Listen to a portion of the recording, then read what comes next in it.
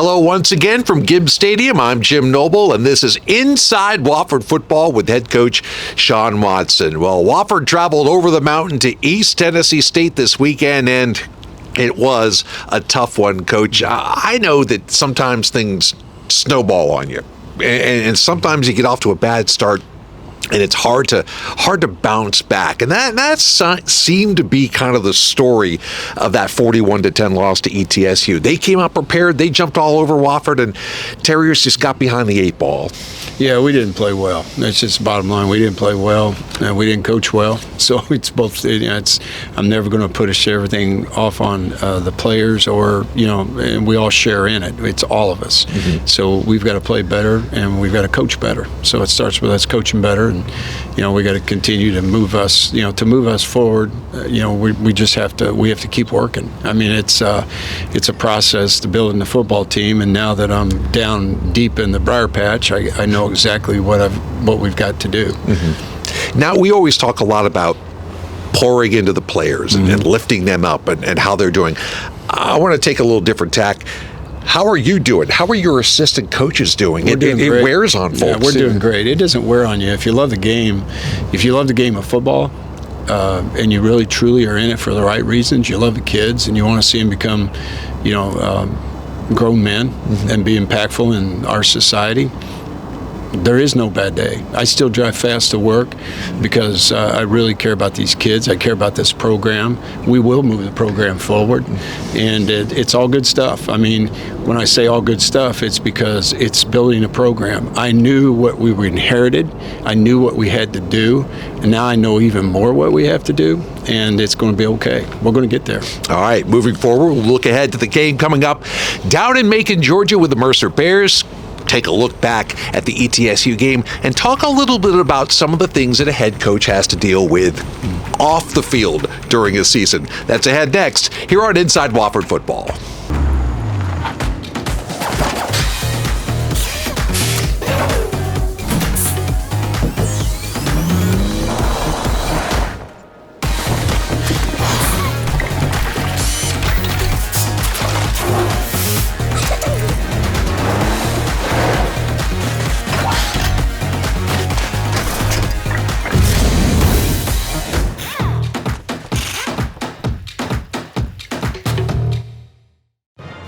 You can always count on the crisp, refreshing taste of Bud Light, just like you can always count on Always Game Gary. No bar is too far. No wing sauce is too hot. Not for Gary. Gary is the man. He's nothing like Keith. Keith never wants to do anything. Why are we even talking about Keith? Always Game Gary is famous among friends. He deserves a Bud Light. Enjoy responsibly. Bud Light Beer, AB St. Louis, Missouri. It doesn't matter if you're active on the road or in the gym. Your body is your strongest tool. Spartanburg Regional Sports Medicine Institute is here to push you to the next level. With partnerships across Spartanburg County schools, we're here when it happens. We diagnose, treat, and heal at the Sports Medicine Institute to get you back and active, in the gym, in the game, and to the next level. We never quit because you never quit. Welcome back. It all kind of started with the fourth play of the game at ETSU on Saturday. Hopes were high. Wofford came out. Guys looked good during warm-ups. I'm talking to guys who are optimistic, and then you get a misread and a pick six. Fourth play of the game. They get a 39-yard touchdown, and very quickly it's 7-0. How did that, if it did, Coach, kind of set the tone for that first half? Well, it set us back. It's we're again. It was a play that honestly, Paulie got rushed. We should have had it picked up in protection. So the responsibility goes back to us as coaches. We've got to make sure that we give that look multiple times. We gave it during the week a couple times, and in fact on that play also. So we've got to make sure that we give it even more. So long story short, had we picked it up correctly, Paulie's got a big play out in the flat to Devin Matthews he may be gone. So it's just the little things. It's, you and I talked earlier. We have 10 guys doing it right, the one guy that doesn't.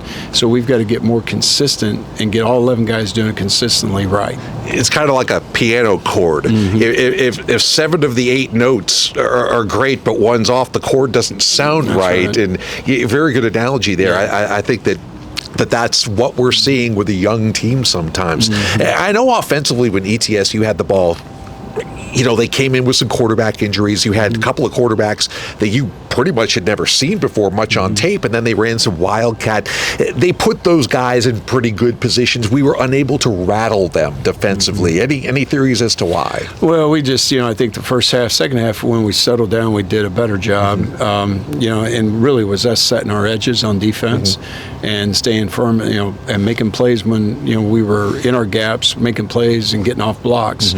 All things that we have to, again, it starts with us as coaches that, we take responsibility for, that we have to address, and then we have to, it all really begins by helping the players see it. Now, we got great kids, so our kids see that. So now it's just, we have to continue to put them in those situations in practice and improve. And as we always say, credit to ETSU. They were playing well. Some breaks, some calls weren't going Wofford's way, but it was 27-0 at halftime. Second half, we played them fairly evenly on the scoreboard. What did you see in the second half that was starting to smooth out a little bit? And just what I just spoke to. We knew what our problems were on defense. We gave up some things. We let the ball spill a couple times because of technique. We took the wrong shoulder, ball spills, goes for a big play. So that's an easy fix because, again, we got great people. Our kids are awesome kids. So once we can get it fixed, and then, they spilled it right. I mean, we did a much better job second half, and then we were able to start moving the football because we started, executing, making competitive plays, because that's what college football is. It's competitive plays. Certainly in the fourth quarter, Wofford got a couple of scoring drives, a couple of bright notes. Bridger Jones ties his career high with a 47-yard field goal. It was nice to see Dylan DeJetti get into the end zone. Our young receiving core has gone through some ups and downs. Dylan and Ricky, who both showed flashes last year, have been a little frustrated this year just not being able to produce. It was nice to see Paulie stand in there strong and hit Dylan for that last score. Yeah, Paulie made several plays with his feet, was able to extend protection, and he did find Dylan on that play. And Dylan and both Ricky, those guys have great promise, and I still believe in their future because both of them are rolling off of injuries. I mean, we really, I think for the first time the last 2 weeks really got Dylan Jete back. He's I feel like healthy for the first time in a while. And then Ricky is he's gonna get back in his groove. Both those guys are tremendous kids, and they have talent, and they really deeply care about what they're doing, and they care about us, so they'll get back. Final thing, looking back to Saturday, third down conversion I know was a problem, although in the fourth quarter things got better and he kind of converted some third downs, got the numbers back up. Penalties, 8 for 65 yards. Some of them we saw from the booth we're still wondering about, but I know those are, again, we talk about your fix-it list after a game. Yeah, those are all things that we have to address. The thing that was unsettling to me was, the foolish penalties, which are, procedure penalties. Those are ridiculous penalties. Some of the things that, those are controllables. Things that sometimes they're putting officials' hands on calls like DPIs or either non-calls or DPIs that are called, depending on which side of the ball you're on, are frustrating, but that's the game. I mean, that's how the guy sees it. So, I don't worry about those. We just got to keep playing. It's the procedural things and, late hit things that upset me because those are controllable. Right. All right, coming up, time to point the bus south instead of north. It'll be Wofford heading down to Macon, Georgia to take on the Mercer Bears. That's coming up next. Think big. Something life-changing. I'm talking education. Let's get inventive. Blow things up in a good way. Do it for 20 years? Wake up and education has received billions in funding. Who does all this? If you've ever played one of these or these, that would be you. Yeah, thank you. Black and gold. Bold. A victory story about to be told. grit, toughness, and tenacity. A hub of hard work in Hub City. We're on these wins like dogs on a bone. In the zone, our place, in your face, won't leave you alone. Strength, speed, fire, true. I'm sorry, do these things trouble you? We're Wofford College. We fly the W. Ingalls, proud partner of the Wofford Terriers. Nothing beats the power of Ford Truck Month, because only one truck can be the best-selling in America for 46 straight years. Ford F-Series. Only one has best-in-class payload, best-in-class horsepower, and when you combine this legendary power with the latest technology, you get the only truck built Ford tough. It's Truck Month. Hurry in today for great selection in stock and ready for delivery. Now get 3.9% financing for 60 months plus up to $2,500 cash back on select F-150 trucks. And welcome back to Inside Wofford Football, brought to you by Budweiser of Spartanburg and Yokohama. I'm Jim Noble. All right, the Mercer Bears coach, 4-3, 2-2 in conference play. Coach Drew Cronick, always a high-powered offense. It's the first thing that jumps out at me, especially when they play at home. They play that fast game on turf. Trying to hold those wideouts down. A very good quarterback as well. When they've got the ball, what is the major challenge? It's, the two receivers there, I think, are great players. I mean, I would say that they're, if not the two best, they're certainly in that group of four. They're really good players, and they are impactful players. They run the ball very well. They do use some unusual, unbalanced formations and use jet sweeps and phony motions off those jet sweeps to create plays. So they're creative in what they do, and they give you a lot of things to manage with their unbalanced stuff. So defensively, we're going to have to be on top of the formations, especially, and then know where those two receivers are. When a team throws a lot of that, what we like to call eye candy at you, tell your players what to notice and what to, I guess, forget about with all that swirling around them. How tough a job is that? Well, it's really, I don't want to say it's a simple job, because you can't fall for the eye candy. And that's the hard job. And what you got to do is play what we referred to earlier in the show. You got to play your gap, and you got to play your assignment. You got to do your job, and don't do somebody else's job. You start doing somebody else's job, you're going to not do your job, and that's where it's going to crack. So we've got to do our job. It's much like playing, very similar to playing an option team. You got to do your job. You got to play your gap, and you've got to make sure you're on task, on target. Offensively, of course, the receiver room, the running back room, still kind of banged up right now.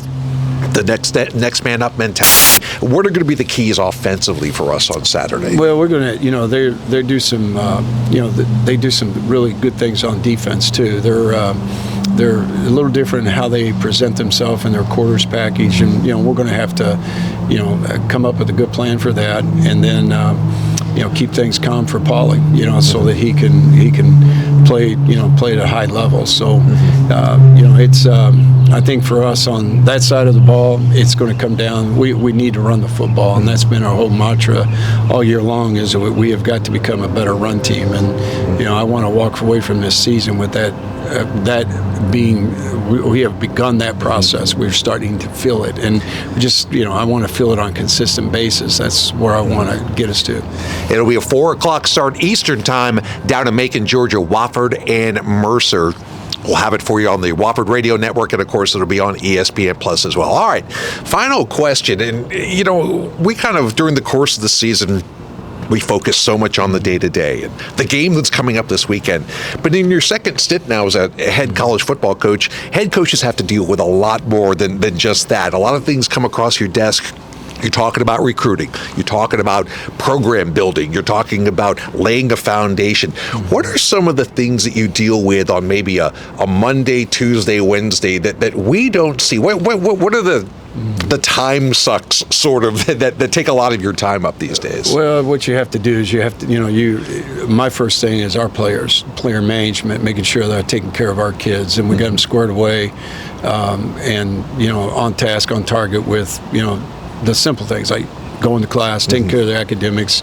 I got great staff. I mean, everybody has to be the head coach of their room. So the guys have done a great job of that, and they help me do that. But I'm still involved with the day-to-day operation of managing our players, and that's injuries, school, life.